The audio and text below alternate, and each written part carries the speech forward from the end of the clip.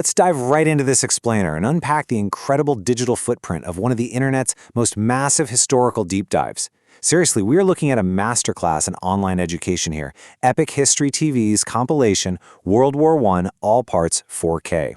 By digging into the metadata, the description, and the whole algorithmic ecosystem surrounding this specific page, we can actually uncover exactly how long-form historical content has carved out this massive, fiercely dedicated corner of the internet. It's just an absolutely fascinating intersection of grim human history and the highly optimized modern digital creator economy. Just wrap your head around this staggering number for a second. 22,411,911.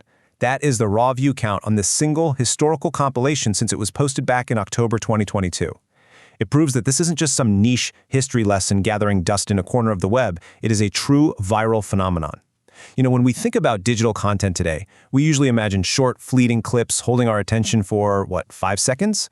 But this massive figure tells a completely different story. It shows us what millions of people are actually willing to sit down and truly engage with. And what really proves the audience's deep engagement are the interaction metrics. We're talking 288,000 likes, alongside a staggering 10,000 comments.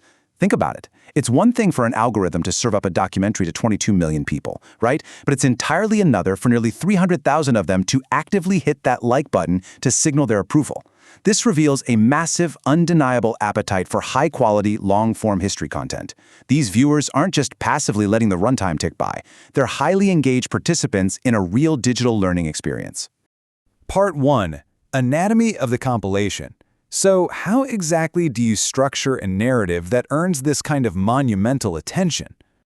Well, the source's description explicitly anchors this compilation between two massive historical milestones. We start right at the beginning with the Schlieffen Plan, Germany's initial strategic invasion spark. And then it journeys all the way to conclude with the Versailles Treaty. The creator isn't just tossing a bunch of random battles together and hoping for the best. No, they are promising a cohesive, global narrative arc of the entire conflict. And that structural promise, it is absolutely key to retaining viewers for hours on end. Now, it's honestly fascinating to contrast the grim, harsh historical reality of the Great War with the highly organized modern digital creator economy that's actually supporting this channel. The metadata reveals a really sophisticated business model behind the scenes. You have Patreon for direct audience support, channel memberships where you can actually join the ranks of the quote-unquote grognards, a dedicated merch shop at ehtvmerch.com, and even an affiliate bookshop setup for both the UK and US that donates 10% of its sales to independent bookshops. It's a brilliantly diversified digital ecosystem, and it's exactly what keeps this incredibly high-quality historical content free to access for everyone. Part 2. Scoring the Great War. Because holding an audience's attention for a multi-hour breakdown definitely requires more than just some good maps and a voiceover. Consider these intense track titles by composer Kevin MacLeod that are listed right there in the documentary's credits. We're talking tracks named The Descent, Oppressive Gloom, and Stormfront. It is a perfect, striking match for the dark, serious reality of the war itself. The creators are actively using this kind of cinematic scoring to build pacing and atmosphere. They're ensuring the audience emotionally feels the heavy gravity of the history, rather than just sitting there listening to a dry list of facts and dates. Part 3. The Digital History Ecosystem.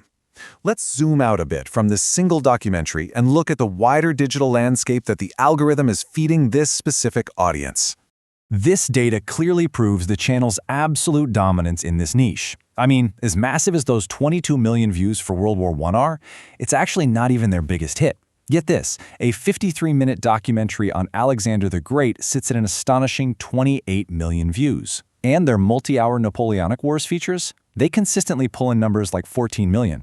This creator has clearly, undeniably hacked the formula for making dense, historical strategy universally appealing on a digital platform. The recommendations surrounding this page reveal that we aren't just looking at casual viewers who clicked by accident. Not at all. This is a deeply dedicated subculture actively consuming complex historical narratives. These viewers are routinely being offered documentaries that run for 1 hour, 3 hours, or even 5 hours long. And the view counts, they're in the millions across the board, which shows us that people are actively, hungrily engaging with them. If we map out the recommended content, we can actually see how a viewer is algorithmically guided through entire eras of human conflict. It's like a time machine. Right alongside World War I, the platform suggests the history of Rome in 44 minutes. Then, it wildly pivots to Islam's golden age under the Abbasids for another 47 minutes. From there, it jumps back to Europe for the 30 Years' War, and then right on to the invasion of the Third Reich. You could literally sit at your screen and organically travel through centuries of history, seamlessly handed from one epic era to the exact next by the algorithm. And the data also shows that while Epic History TV has a very strong hold on these recommendations, they actually share this ecosystem with a thriving community of varied creators. You have Johnny Harris doing a 3-hour explainer on the modern Middle East, YarnHub recreating epic naval battles, and the Armchair Historian exploring World War II from the German perspective. It's this incredibly rich, diverse educational marketplace where totally different visual styles, from 3D animation to your traditional documentary mapping, are all competing for the attention of the focused learner. Just consider the title of this recommended explainer by Animated History, 1,500 Years of Russian History in 30 Minutes.